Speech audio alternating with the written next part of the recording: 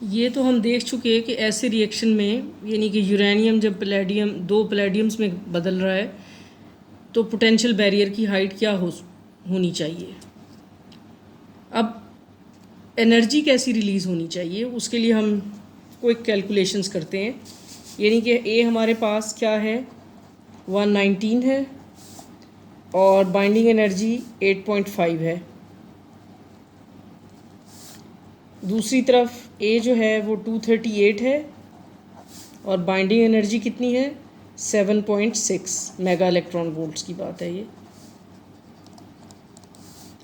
जबकि यहाँ यूरेनियम दो प्लेडियम में बदल रहा है, तो यहाँ क्या एनर्जी थी, -238 टाइम्स ये न्यूक्लियॉन नंबर है, ये पर न्यूक्लियॉन एनर्जी है। सो टोटल एनर्जी क्या हुई, it's about 1809 mega electron volt. इस केस में दो पैलेडियम रिलीज़ हो रहे हैं, अगर हो रहे हैं तो 2 टाइम्स 119 और एक न्यूक्लियॉन की energy 8.5। So this is about -2033 mega electron volt. अब अगर law of conservation of energy hold करता है, जो कि करता है, तो ये इनका जो डिफरेंस है which is about 214 mega electron volt, तो इसमें इतनी एनर्जी रिलीज़ होगी। ये ज़रूरी नहीं है कि ये एग्जैक्ट 250 हो या ये 214 हो, क्योंकि हमने बहुत सारी चीज़ें एज्यूम की हैं। हमने एज्यूम किया है कि जो सेपरेशन है वो R+R2 है।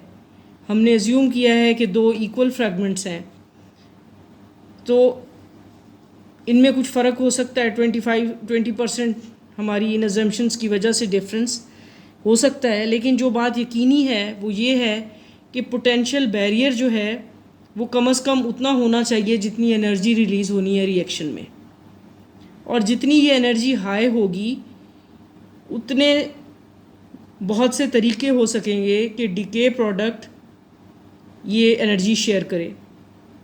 अगर ये अमाउंट कम है तो जाहिर है कि कम तरीके होंगे जिनमें वो एनर्जी डिस्ट्रीब्यूट हो सके फाइनल फ्रेगमेंट्स में, और जितनी ये एनर्जी ज़्यादा होगी उतनी ज़्यादा ऑप्शंस होंगी फाइनल प्रोडक्ट्स को कि उनमें ये एनर्जी डिस्ट्रीब्यूट हो सके।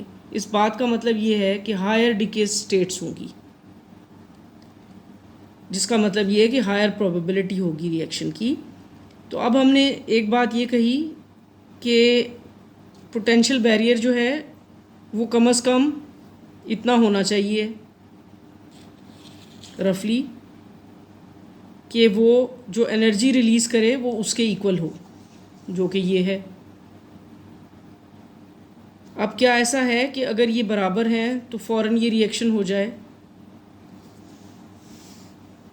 ऐसा स्पॉन्टेनियसली फिजिंग न्यूक्लियाई में होता है। लेकिन ऐसे रिएक्शन को इनिशिएट करने के लिए एक्टिवेशन एनर्जी चाहिए होती है कि इस बैरियर को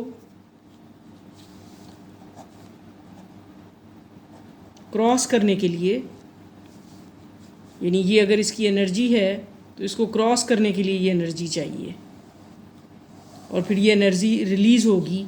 ये जो 214 है जो कि एज ए काइनेटिक एनर्जी भी रिलीज़ हो सकती है, तो ये इसकी एनर्जी है। लेकिन we are needing some energy, activation energy, जो कि इसके इक्वल है, यानी इस हाइट के इक्वल है, इसके बराबर हमें चाहिए होगी ताकि ये रिएक्शन हो सके। ये आप किताब में ये फिगर देख सकते हैं कि ये आपकी वो एक्टिवेशन एनर्जी है, यानी ये वो एनर्जी है जो बैरियर की है, और उस बैरियर को क्रॉस करने के लिए इतनी एनर्जी चाहिए।